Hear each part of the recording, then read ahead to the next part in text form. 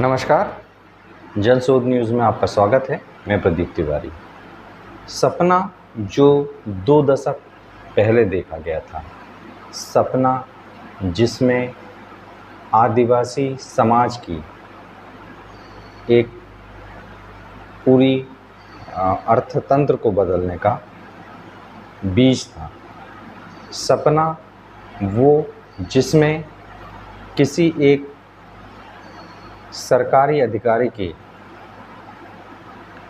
एक विकास के लिए, खासकर आदिवासी विकास के लिए गंभीर सोच थी। सपना उन 3000 आदिवासी परिवारों का जिसे अपनी भावी पीढ़ी को सुधारना था। सपना उस माँ का जिसे अपने बच्चे को अच्छा भोजन देना था।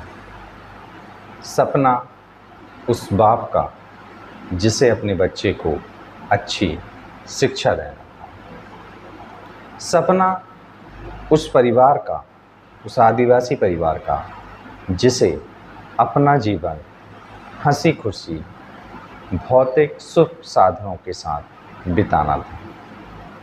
ऐसे सपने ने आज से 2 दशक पहले जन्म लिया, आकार लिया सिवनी, शिव की नगरी मध्य प्रदेश में छपारा के क्षेत्र में, और जिसका आधार बना सीताफल। जी हाँ, हम आज बात कर रहे हैं उस सफलता की जिसमें एक सरकारी अधिकारी के गंभीर प्रयास और उस क्षेत्र के आदिवासी समाज की जी तोड़ मेहनत ने आज वो करिश्मा कर दिखाया है जो बड़े बड़े उद्योगपति भी नहीं कर पाए। आज इस छपारा के सीताफल ने, जिसे अब जंबो सीताफल के नाम से जाना लगा है, उसे जीआई टैग मिल गया है, यानी अब वह ग्लोबल हो गया है। ये करिश्मा इतना आसान भी नहीं था। 2000 के आसपास की बात है।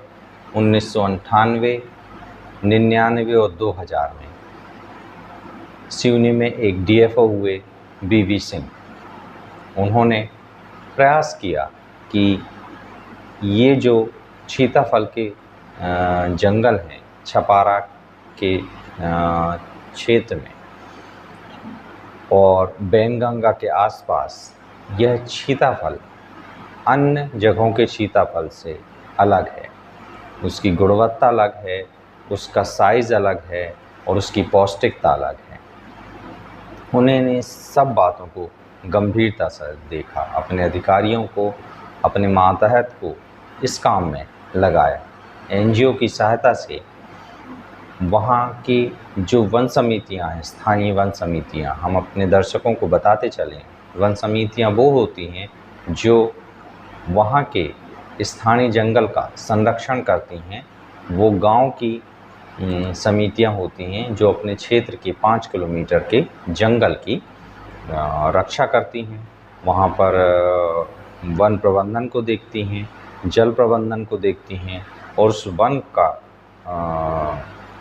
पूरा दारोमदार उन वन समितियों पर होता है। वे उनकी रक्षा भी करती हैं, उनकी समृद्धि भी करती हैं। ये वन समितियाँ ये काम लगातार कर रही थीं और वनोपज जिसमें सीताफल भी शामिल है, महुआ, चार की चिरौंजी, ये सब तो शामिल था ही, मगर जो उस समय के अधिकारी थे बीबी सिंह, उन्हें सीताफल में एक अपॉर्चुनिटी दिखी, एक आर्थिक विकास की गाथा उससे लिखी गई। बीबी सिंह ने एनजीओ के माध्यम से वहाँ की वन समितियों को एकत्र किया। उन समितियों से जो एकत्र किया गया सीताफल था, जिसे अब जंबो सीताफल के नाम से जाने लगा, उसे नागपुर की मंडी में बेचने के लिए एक योजना बनाई गई एनजीओ के लोग को लगाया गया।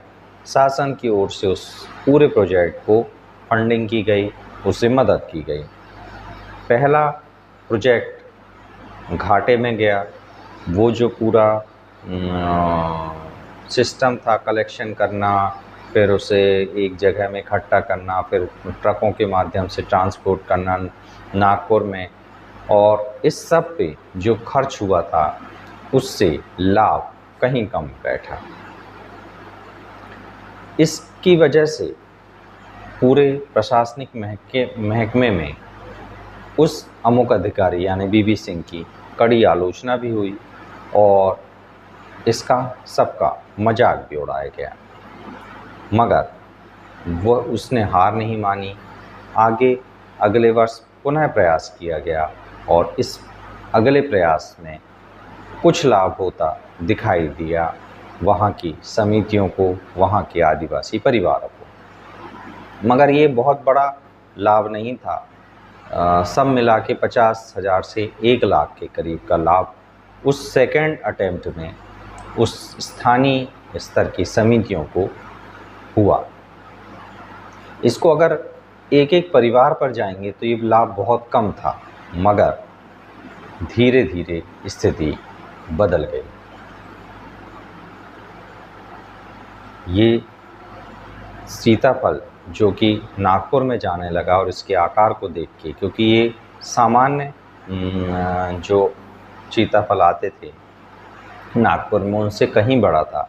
सामान्य जो सीताफल आ रहे थे वो 100 ग्राम से 250 ग्राम थे, तो ये 500 ग्राम से 1 किलो तक एक फल होता था और इसका गूदा बहुत रसीला था, स्वाद तो बेजोड़ था। तो 1980 से 90 के दशक में और उसके बाद में जो 1999 और 2000 में प्रयास किए गए, तो 2001 में इसका लाभ मिलना प्रारंभ हो गया, क्योंकि नागपुर के व्यापारियों को अब समझ आ चुका था कि ये जो फल है इसकी डिमांड बहुत ज़्यादा है।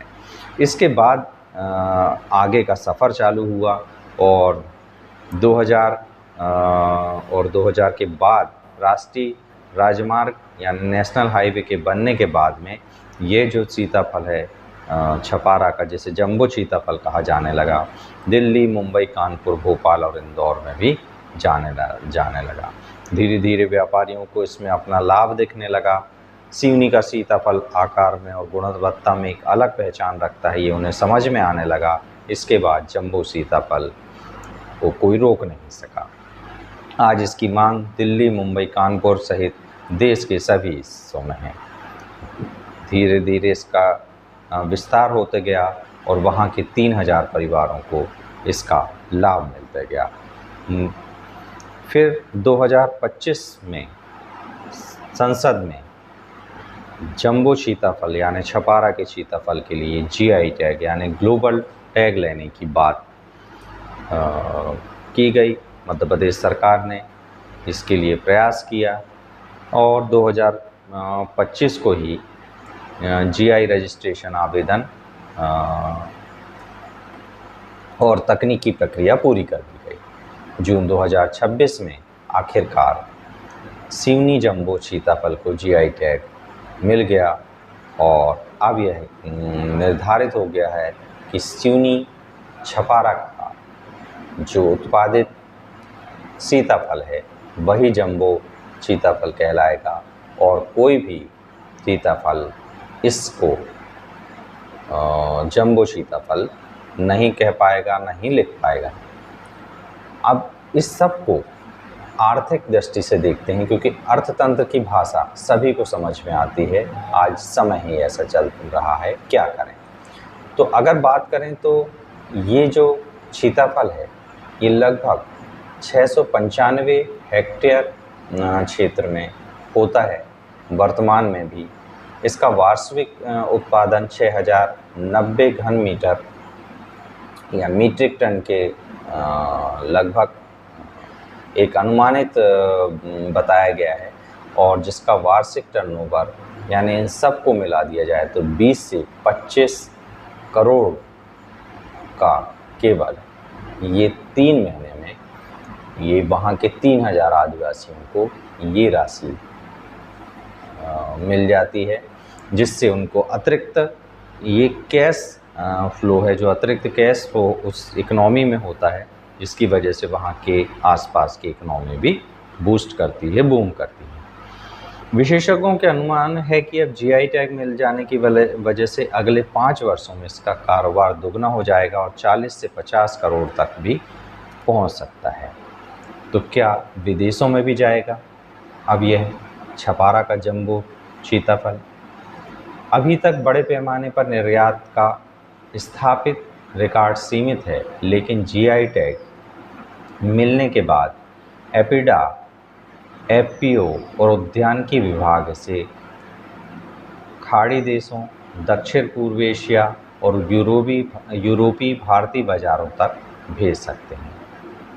विशेषज्ञों को मानना है कि सीताफल पल्प, आइसक्रीम, शेक, मिठाई, प्रोसेस्ड उत्पादनों के रूप में निर्यात भी करने की संभावना है, जिस पर मध्य प्रदेश सरकार भी चिंतन कर रही है।